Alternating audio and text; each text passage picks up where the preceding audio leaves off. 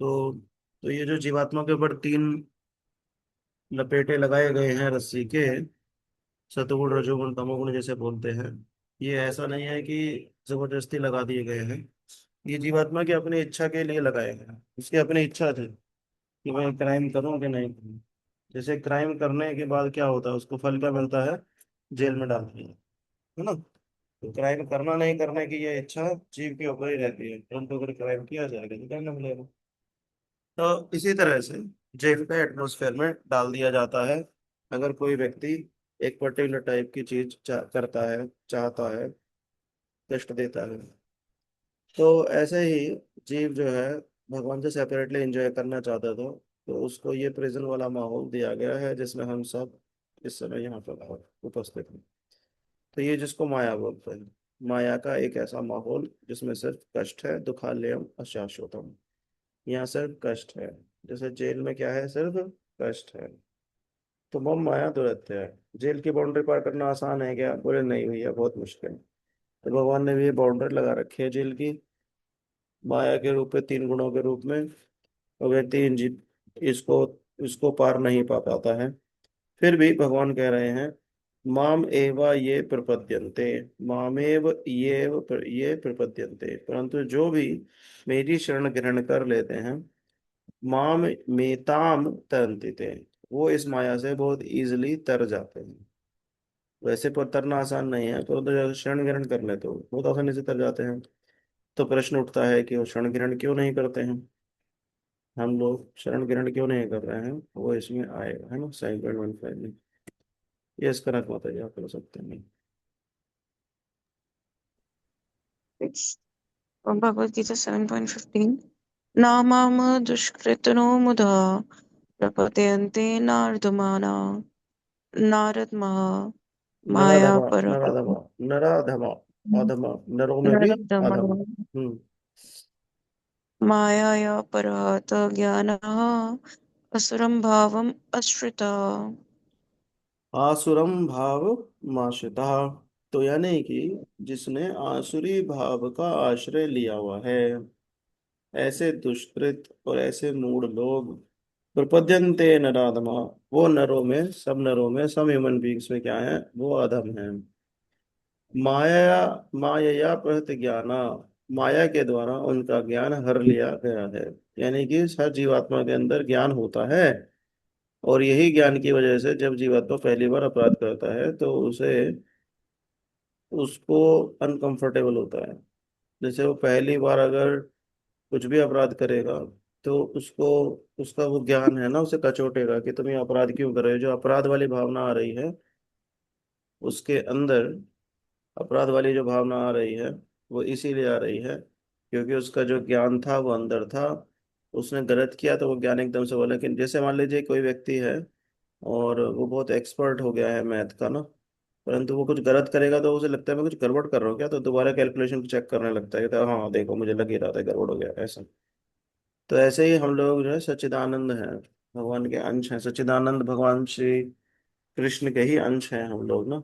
तो हम लोग भी सच्चिदानंद ही हैं, परंतु वो जो ज्ञान है हम लोगों का वो हर लिया गया है। क्यों, क्योंकि माया के प्रभाव में आ गए हैं, है ना। तो इसलिए यहाँ पे हम कुछ भी गलत करते हैं तो वही हमारा सच्चिदानंद स्वरूप जो है वो हमको ये याद दिलाते हैं नहीं तुम गलत कर रहे हो। परंतु भोग प्रवृत्ति इतनी ज्यादा है कि व्यक्ति फिर से गलत करता है। तो भगवान यहाँ पे दो शब्द बोल रहे हैं, मूढ़, दुष्कृता और मूढ़। दुष्कृता और मूढ़, ये दो शब्द यहाँ पे आए, इसके बारे में भी चर्चा करेंगे। दुष्कृता है, मूढ़ है, और भगवान असुर भी बोले हैं। भगवान बोले हैं असुर, असुर जो है वो मेरा आश्रय नहीं लेते वो लोग। और आप मेरा आश्रय क्यों नहीं लेते, वो भी भगवान बता रहे हैं कि उनको, उनको भोग करने की प्रवृत्ति बहुत ज्यादा है, इसलिए। Translation and purport by his divine grace इसी भक्तिदास स्वामी श्री प्रभुपाद की जय। यस तलब माता जी।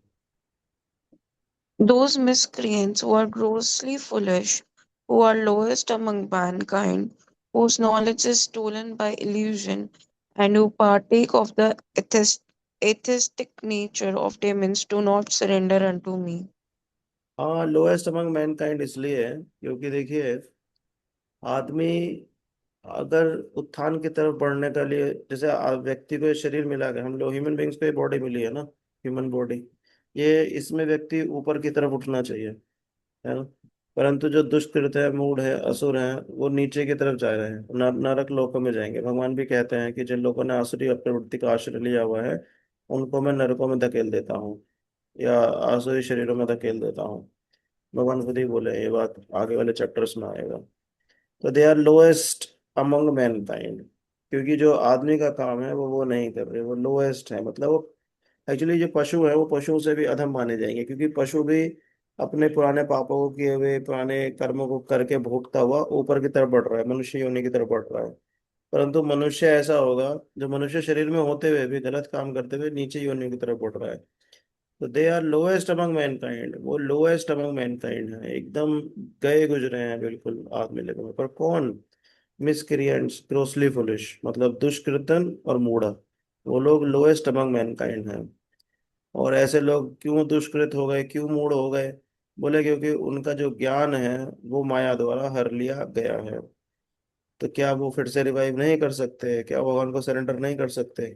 तो भगवान यहाँ पे एक बात बता रहे हैं कि नहीं, वो मुझे सरेंडर नहीं करते हैं। तो दोनों में फर्क आ गया। एक तो ये आ गया कि वो मुझे सरेंडर नहीं करते हैं, और दूसरा स्टेटमेंट ये आ गया कि वो मुझे सरेंडर कर नहीं सकते। तो वो करते नहीं है भगवान बता रहे हैं, बाकी वो कर सकते हैं। जैसे आपने देखा होगा वो श्लोक जब भगवान बताते हैं 9वें अध्याय में, भगवान बताते हैं कि सुदुराचारो, अगर बिल्कुल कोई गया गुजरा व्यक्ति भी मेरे शरण में आता है तो मैं उसे एक्सेप्ट कर लेता हूँ। और यहाँ भगवान क्या बता रहे हैं कि यही जो दुष्कृत और मूढ़ लोग हैं ये मुझे सरेंडर नहीं करते। यानी कि इनके चॉइस के ऊपर ये करते ही नहीं है, पर अगर वो करेंगे तो भगवान एक्सेप्ट कर भी लेंगे। क्यों? क्योंकि वो माँ का जैसे हृदय हर बच्चे के प्रति सेम रहता है, ऐसे वो सब ह्यूमन बीइंग्स जितने भी हैं, मतलब जितने भी लिविंग एंटिटीज हैं, सबके प्रति उनका हृदय सेम ही रहता है, वो सम बना हुआ है उनका हृदय। तो कोई बिल्कुल गया गुजरा व्यक्ति भी है जो बिल्कुल अथिस्टिक नेचर है, बट फिर भी भगवान को सरेंडर करने का प्रयास करे अगर वो, तो भगवान उसे एक्सेप्ट कर लेंगे। भगवान की तरफ से कोई कमी नहीं है, ये ऐसे लोगों की तरफ से कमी है, ये बता रहे हैं। तो प्रश्न उठता है कि मूड दुष्कृत अथिस्टिक नेचर वाला व्यक्ति क्यों सरेंडर करेगा? बस उसमें कृपा आ जाती है। कोई वैष्णव अगर ये चाहें कि इस व्यक्ति का ऐसे उद्धार हो जाए, तो फिर उसके अंदर वो कृपा के माध्यम से धीरे धीरे सरेंडर की भावना आ जाएगी। ठीक है, आगे बढ़ेंगे। कृपा जी ने बहुत लंबा पर्पट इस श्लोक पे लिखा है, धीरे धीरे चर्चा करते हैं। दानशूर को आप पढ़ सकते हैं पहला paragraph. Hare Krishna, Ravi. Hare Krishna. It is said in Gita that simply by surrendering oneself unto the feet of the Supreme Personality, Krishna, one can surmount the stringent laws of material nature. At this point, a question arises: How is it that educated philosophers, scientists, businessmen, administrators, and all the leaders of the ordinary man do not surrender to the lotus feet of Sri Krishna and all the powerful personality of the Godhead? Mukti, or liberation from the laws of material nature, is sought by the leaders of mankind in different ways and with great plans and perseverance for a great many years and births. But if that liberation is possibly by simply surrendering unto the lotus feet of the Supreme Personality of Godhead, then why don't these intelligent and hardworking leaders adopt this simple method? The Gita तो answers this question. अब देखिए, पर पहले Hare paragraph Krishna. में पापा जी point रख रहे हैं कि इस संसार में बड़े बड़े एजुकेटेड फिलोसफर्स हैं, साइंटिस्ट हैं, बिजनेसमैन है ना। आपने देखा होगा ना, न्यूज आती है, जैसे फोर्ब्स मैगजीन है, तो उसमें वो डालते हैं, टॉप पे छपता है उनके फ्रंट पेज पे, मैन ऑफ द ईयर, है ना। या साइंटिस्ट लोगों के जो जर्नल्स आते हैं उसमें साइंटिस्ट की रिसर्च छपती है, उनका नाम छपता है। और इसी तरह फिलोसफर्स हैं, वो अपनी अपनी फिलोसफी लेके आते हैं, ओशो जैसे।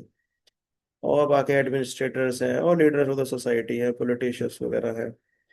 तो पापा जी कह रहे हैं कि हाउ इज दैट इतने सब लोग जो हम एजुकेटेड लोग हैं, ये भगवान को सरेंडर नहीं करते, जो कि all powerful personality of God and है।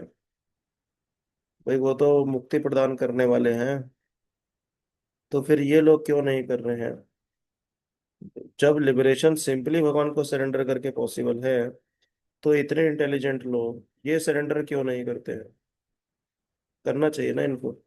तो क्यों नहीं कर रहे हैं? तो बहुत एजुकेटेड है। एक तो ये हो गया कि भाई एजुकेटेड नहीं है, इंटेलिजेंट नहीं है। इन लोगों ने तो सारी बुक्स पढ़ी हुई है। वो जो बम बनाने वाला था उसने भी भगवत गीता पढ़ी हुई थी। इतने इंटेलिजेंट लोग होंगे, सोचिए। अगर वो बम नहीं बनाता शायद लोगों को पता भी नहीं होता कि उसने भगवत गीता पढ़ी हुई है। तो इसी तरह से कितने ही लोग होंगे जिन्होंने भगवत गीता पढ़ी हुई है, क्योंकि एजुकेटेड लोग हैं ना, तो दिन रात अलग अलग तरह की बुक्स पढ़ते रहते हैं।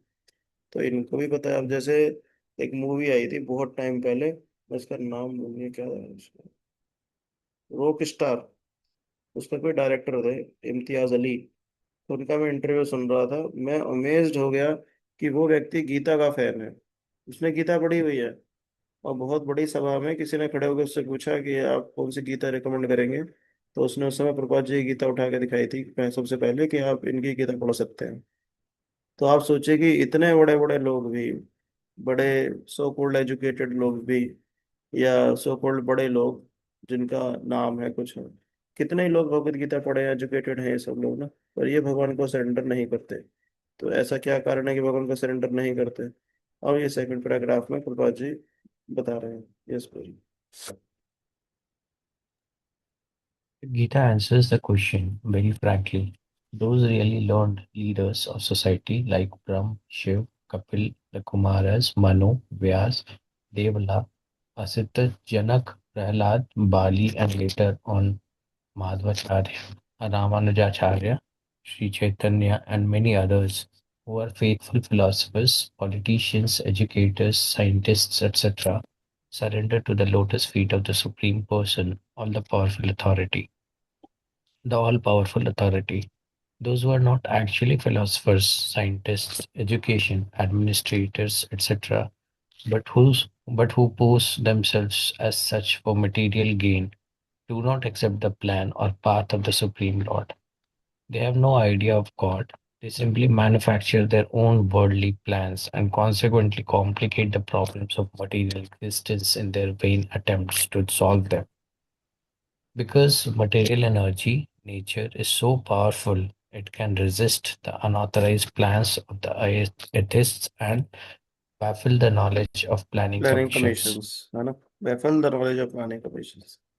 अब प्रभा जी यहाँ बता रहे, प्रभा जी कह रहे हैं कि ये बड़े बड़े लोग क्यों सरेंडर नहीं कर रहे हैं, जबकि देखा जाए तो ब्रह्मा जी, शिव जी, कपिल, कुमार, मनु, देवल, असितल, व्यास, जनक, प्रहलाद, पाली, और प्रभा जी कह रहे लेटर ऑन जितने भी हमारे आचार्य हुए, माधवाचार्य, रामानुजाचार्य, श्री चैतन्य महाप्रभु और शिल रूपा जी, हम लोग की बड़े वैष्णव परंपरा में सब आचार्य लोग, ये सब भगवान को सरेंडर करने की बात करें। और ये सब लोग बड़े बड़े फिलोसफर थे, पॉलिटिशियंस थे, एजुकेटर्स थे, साइंटिस्ट थे ये लोग। पर ये लोग भी भगवान को सरेंडर करने की बात करे हैं। परंतु आजकल के जो लोग हैं जो ये कहते हैं कि हम फिलोसफर हैं, हम साइंटिस्ट हैं, हम एजुकेटर हैं, एडमिनिस्ट्रेटर हैं, ये एक्चुअली बस पोज करते हैं कि हम हैं, ये एक्चुअली है नहीं। वो क्यों पोज करते हैं? क्योंकि उनको मटेरियल गेन चाहिए, इसलिए। जैसे जो एजुकेटर होता है उसका काम क्या होता है? एजुकेटर का काम होता है व्यक्ति को रियल नॉलेज देना, एजुकेट करना। पर अगर वो नॉलेज उस चीज की दे जो अस्थायी नहीं है, जो असत है, और उसी को सत्य के रूप में बता के दे, तो किस बात का एजुकेटर है वो? नहीं। तो वो बस पोज कर रहा है एजुकेटर। तो किस बात का एजुकेटर? मटेरियल गेन के लिए वो एजुकेटर बन गया है। क्या मटेरियल गेन? ये मटेरियल गेन होगा कि मैं जितना अच्छा पढ़ाऊंगा उतना अच्छा मुझे धन मिलेगा। तो वो एजुकेटर नहीं है। ये तो सब ड्रामा चल रहा है। सही एजुकेटर तो चाणक्य पंडित थे, है ना? ये सही एजुकेटर तो रामानुजाचार्य थे। सही एजुकेटर हमारे प्रभुपाद जी थे। नहीं। ये लोग सही एजुकेटर नहीं हुए। ये रियल एजुकेटर्स हैं। बाकी एजुकेटर तो सब मटेरियल गेन के लिए काम कर रहे हैं। फिलोसफर्स आप देखिए कौन हुए। जैसे मैं बता हमेशा वो बोलता ना कि जो फर्स्ट फिलोसफर थे सोक्रेट्स, तो उनको, उनके खिलाफ षड्यंत्र हुआ तो उनको फांसी की सजा हुई। तो उनके शिष्य कहने लगे कि आप भाग जाइए, आपको फांसी की सजा हुई है। तो वो कहने लगे मुझे फांसी की सजा क्या, किसी को भी फांसी की सजा हो ही नहीं सकती है। ये तो शरीर की बात है, शरीर को वो फांसी दें या कुछ करेगा तो शरीर तो वैसे भी जड़ है। ऐसे फिलोसफर थे, बताइए। आज के टाइम में है ऐसे फिलोसफर, कार्ल जंग जैसे ऐसे फिलोसफर हैं जो ये कहते हैं कि सेक्स लाइफ इज एवरीथिंग। ऐसे ऐसे फिलोसफर आ गए हैं। ये सो कॉल्ड फिलोसफर है, मटेरियल गेन के लिए काम करते हैं ये लोग। वो बात यहाँ बता रहे हैं कि दोज हु आर एक्चुअली, देखिए यहाँ पे क्या लिखा हुआ, those who are not actually philosophers, scientists, educators, administrators, etc., but themselves pose themselves as such for material gain. They are actually not.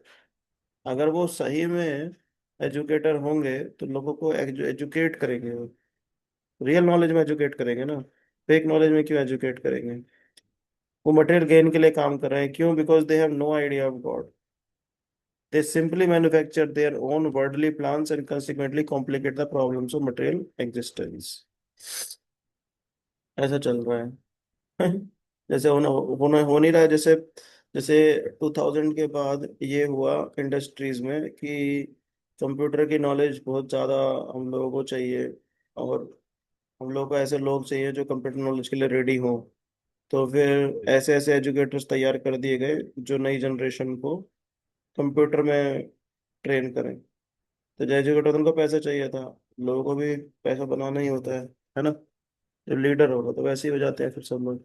तो बस वही हो गया फिर जितने भी सब लोग निकले कंप्यूटर कंप्यूटर कंप्यूटर, फिर अभी एआई आ गया है तो लोग कह रहे हैं कि पढ़ाई लिखाई तो सब बेकार हो गई है, अब एआई में ही ट्रेन करो। तो आप कुछ सालों में देखेंगे कि यूनिवर्सिटीज में जो है एआई से रिलेटेड ही सारी चीजें आ गई है। जैसे मैकेनिकल इंजीनियरिंग में एआई आ गया, कंप्यूटर इंजीनियरिंग में तो एआई है ही, और इलेक्ट्रॉनिक्स हर जगह आप देखेंगे कि बोले नहीं अब एआई हर जगह डाल दो। क्यों? क्योंकि इंडस्ट्री को वो डिमांड है, जो बड़े बड़े लोग हैं जिनको पैसा कमाना है, उनको एज ए मजदूर चाहिए जो एआई ट्रेन हो। तो चलो ऐसे कर दो। तो इनको क्या कहा जाएगा? ये एजुकेटर्स हैं? ये एजुकेटर नहीं है, they are simply working for material gain. ये रियल एजुकेटर्स ये नहीं है। तो तो ये अपने ही अटेम्प्ट में फेल भी हो जाते हैं। अपने अटेम्प्ट में फेल कैसे हो जाते हैं? जैसे कि मान लीजिए कोई इन्वेंशन हो गई है कि भाई पॉली बैग बना दिया, अब उसके बाद वो फेल हो गए, कहने अरे पॉली बैग का क्या करें, क्योंकि पॉली बैग को डिस्ट्रॉय करने जाते हैं तो वो तो ओजोन लेयर जो है उसको हार्म करता है, ओजोन लेयर को हार्म करेगा तो सूर्य की जो रेडिएशंस फिल्टर होके आती हैं इस एटमॉस्फेयर में, वो डायरेक्ट आएंगी और हम हमारे एटमॉस्फेयर को हार्म होगा, उससे हमको बीमारियां लगेंगी। तो अपने ही अटेम्प्ट में फेल हो जाते हैं, है ना। वैसे हो रहा है। एनीवे, बात यह है कि मटेरियल एनर्जी के साथ जो आसुरी नेचर के लोग रहते हैं वो अपने हिसाब से डील करना चाहते हैं। जैसे हिरण्यकश्यप है, तो वो क्या चाहता था? वो चाहता था कि जो अर्थ है वो बिना पानी लिए ही और पेड़ पौधे उग जाए। वो चाहता था कि सूर्य चांद उसके हिसाब से निकले, अपने हिसाब से ना चले वो। जब वो चाहे तो सूर्य प्रकट हो जाए, जब वो चाहे तो सूर्य छिप जाए। ऐसे चाहता था वो। ये आसुरी नेचर के लोग होते हैं कि अगर रात में हमें सूर्य की जरूरत है तो चलो हम एक आर्टिफिशियल सन बना लेते हैं। आजकल काफी कंट्रीज उस पर काम कर रहे हैं, हम लोगों को पता होगा। वो कहते हैं कि बारिश की तो बड़ी प्रॉब्लम हो गई है, अपने हिसाब से बारिश आ रही है सावन के टाइम पे, तो चलो आर्टिफिशियल क्लाउड बना लेते हैं। ऐसा कुछ सिस्टम होना चाहिए कि हम आर्टिफिशियल क्लाउड बना सकें ताकि जब चाहे तब बारिश हो जाए। ऐसे बड़े बड़े प्लानिंग करी जाती है, समझ रहे हो। यहाँ पे तो रहना बड़ा मुश्किल हो गया है, अनाज की दिक्कत हो गई है, तो चलो चांद पे कॉलोनीज बनाएंगे। तो लोग बड़े बड़े जो हम जो पैसे करोड़ों करोड़ों अरबों पैसा चांद से मिट्टी लाने पे खर्च कर दिया जाता है।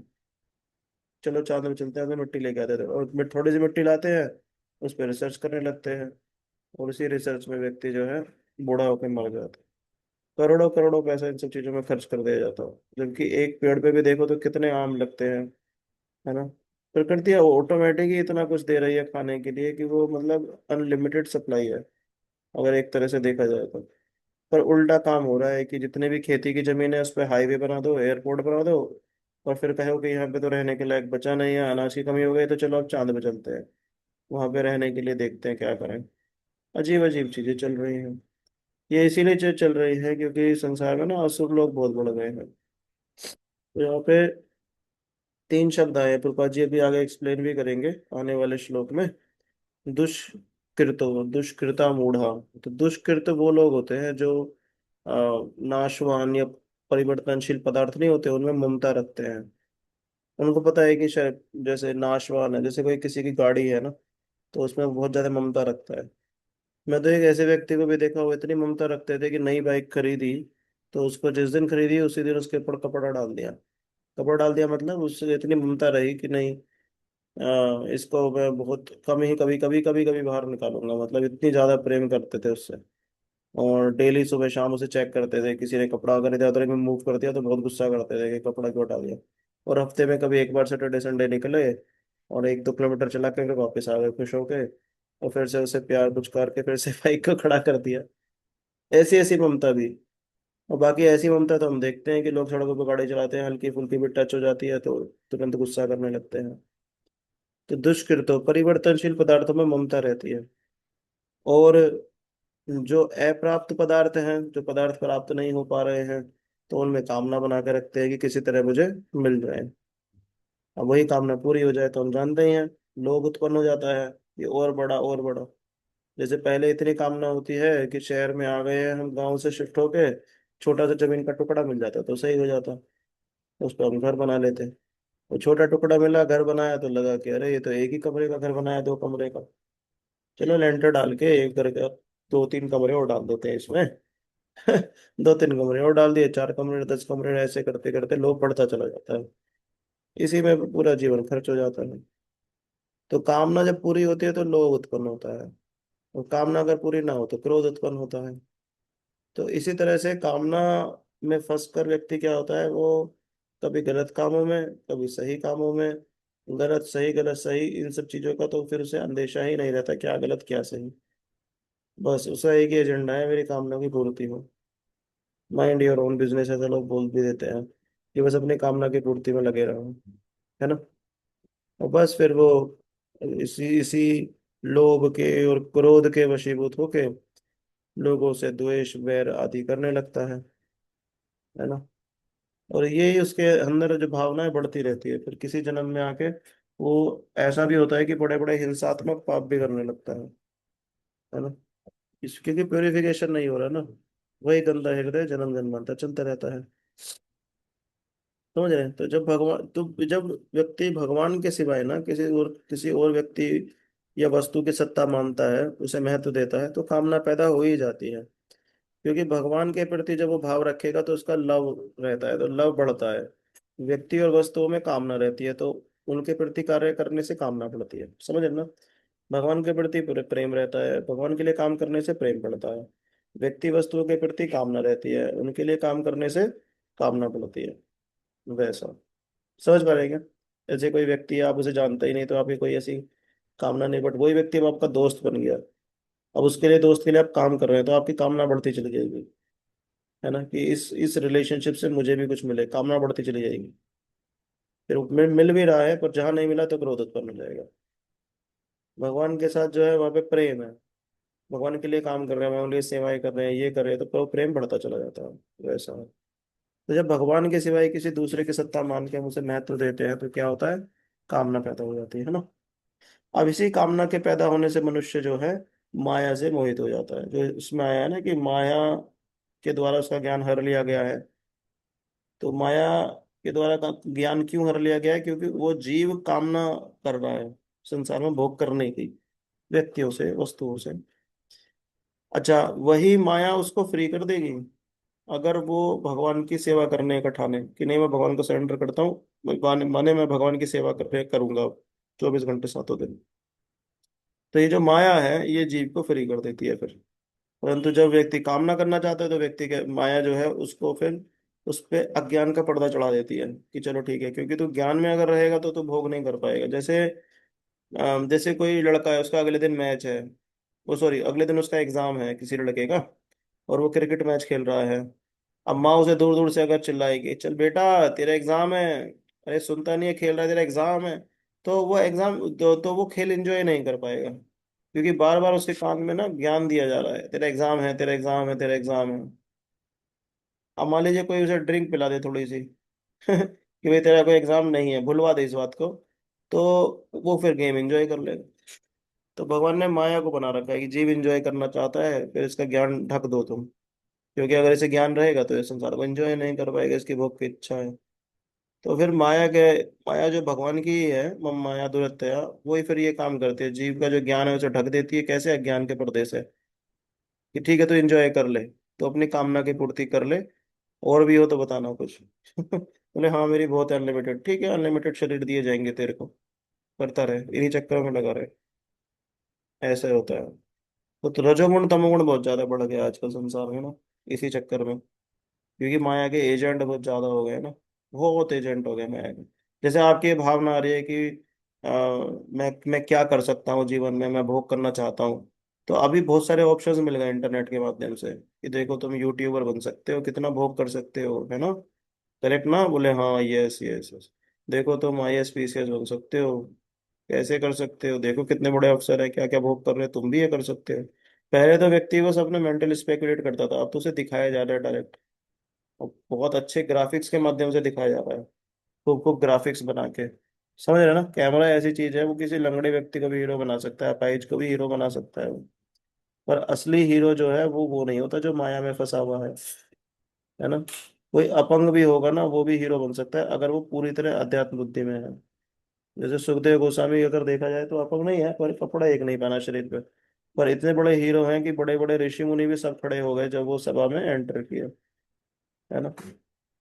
अष्टवक्र जैसे ऋषि आप देखिए, जिनसे जब शास्त्रार्थ हो रहा है तो सब लोग आज 8 तरह से मुड़े हुए हैं उनका शरीर।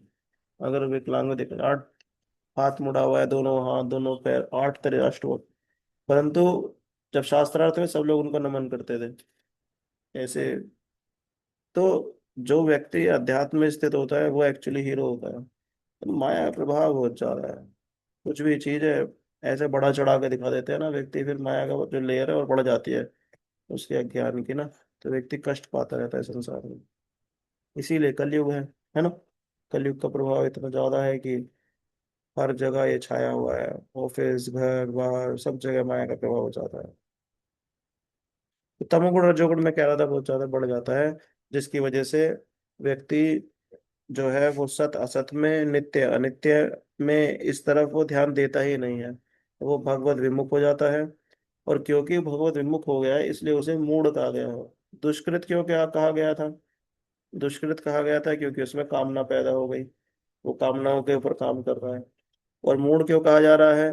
क्योंकि क्योंकि वो भगवत विमुख हो गया है, इसलिए वो मूढ़ हो गया, मूढ़ स्थिति में आ गया है वो। तो ऐसा दुष्कृत और मूढ़ पुरुष जो है ना, वो भगवान की तरफ चलना तो छोड़ो, वो उनकी शरण में भी नहीं जा सकता, है ना। मतलब शरण में तो छोड़ो, मतलब चलने का निश्चय भी नहीं कर सकते। मेरा कहने का मतलब ये कि शरण तो बहुत दूर की बात है, पहले वो चलने का बारे में सोचे तो सही। जैसे आप ही देख लो ना अपने परिवारों में, ऑफिस में आप देखो तो लोग भगवान के बारे में चर्चा ही नहीं करना चाहते।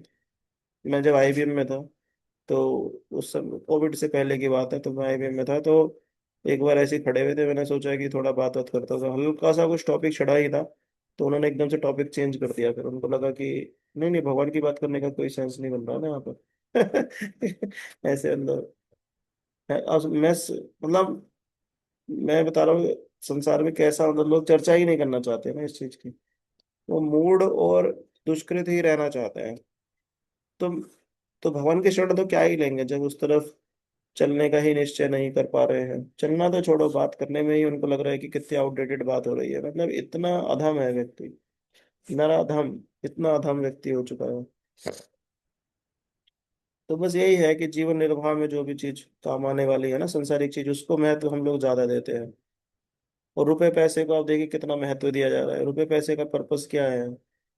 रुपए पैसे का पर्पस है कि आदमी खाए पिए सो, परंतु रुपयों को ही आदर इतना ज्यादा दिया जा रहा है आजकल, है ना। और रुपये जितना बढ़ता है व्यक्ति का अभिमान बढ़ जाता है, और अभिमान जो व्यक्ति का ज्यादा बढ़ता है ना फॉल्सी को, तो फिर उसको भगवान के शरण लेने में उतनी प्रॉब्लम आती है। जैसे बड़ी बड़ी डिग्री इकट्ठे कर लेना, मैं सीए हूँ, मैं डॉक्टर हूँ, ये सब इससे अभिमान बहुत बढ़ जाता है। तो वो शरणागत होने में प्रॉब्लम आती है व्यक्ति को, ऐसा। जैसे कल मैं गया था तो मैं ऐसे गांधीनगर में था, ठीक है। तो एक बहुत बड़ी गाड़ी, लंबी गाड़ी थी वो, किसी अफसर की रही होगी। तो उसमें अफसर साहब भी उतरे, पीछे गनमैन भी था, और उस ड्राइवर के साथ जैसे होता है ना एक हेल्पर, 2-3 लोग थे अफसर के साथ। लाल बत्ती वाली गाड़ी थी। मैं ऐसे ही सोच रहा था कि इनको ऐसे अफसर को शरणागत में कितना प्रॉब्लम होगी ना, जैसे हम लोग असमझ रहे हैं। एक व्यक्ति है गरीब बेचारा, वो फिर भी शरणागत हो जाएगा, क्योंकि उसकी नेचर ही है ना अपने को अधम मानने की। परंतु जो व्यक्ति आईएएस पीसीएस ऐसे कोई बड़ा अफसर होगा, वो कैसे भी अपने को अधम मान ही नहीं रहा है वो तो। क्योंकि वो तो जहां जा रहा है, वो जैसे इस तरह इतने सारे लोगों के साथ जैसे दुकान में एंटर किया, दुकान के मालिक ने तुरंत उसे लंबी स्माइल करके अपना काउंटर छोड़कर उनके पास आया, यस सर यस सर। तो जहां जा रहे हैं उसको सम्मान मिल रहा है इतना ज्यादा, अपने को अधम मानेगा ही नहीं। तो उसके हिसाब से तो वो इतना महान व्यक्ति है, इतना बड़ा आदमी है, और उसको कहा जाए तुम शरणागत हो जाओ तो कैसे होगा।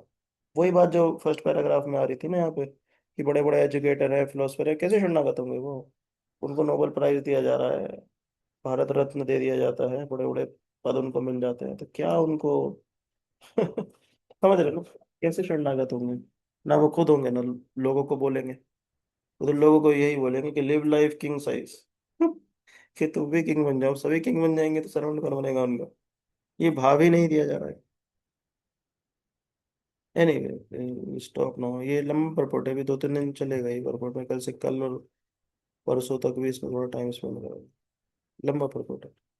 ठीक है, आप सब भक्तों को पूर्व में ज्वाइन करना पड़ेगा। स्टॉप ना वंशा कल्पतरुभ्यश्च कृपा सिंधु एव च पतितानां पावनेभ्यो वैष्णवेभ्यो नमो नमः। अनंत कोटि वैष्णवान् की जय। श्लोक हरे कृष्ण। हरे हरे कृष्णा कृष्णा प्रभु हरे जी। प्रभु कृष्ण जी। टिपुल माता जी, प्रियंका माता जी, हरे प्रभु जी एक कृष्ण चीज सुधा शेयर माता जी। करना चाहूंगी। हाँ डिमुल माता जी, 3 मिनट हो। हाँ प्रभु जी, मैं किसी को एक्चुअली चैंटिंग के जी लिए मतलब जी मोटिवेट कर रही थी, इंस्पायर कर रही थी बहुत टाइम जी से। जी। तो फाइनली मतलब ही स्टार्टेड डूइंग चैंटिंग। अरे वाह, बहुत और अच्छा। मतलब उन्हें मतलब हाँ, सो एक्सपीरियंस भी ये हुआ कि किसी somebody was facing lot of problem in मतलब in her personal life, and chanting से that problem completely got resolved। मतलब लग रहा था कि कुछ गलत होगा, but because she was so constant in her chanting, मतलब everything fell in place so nicely। अच्छा है, वो ध्यान दे, चैंटिंग से चीजें बिगड़ भी जाती है। चैंटिंग करते रहे। चैंटिंग का हाँ पर्पज तो तो हमारा भगवान का प्रेम प्राप्त करना है।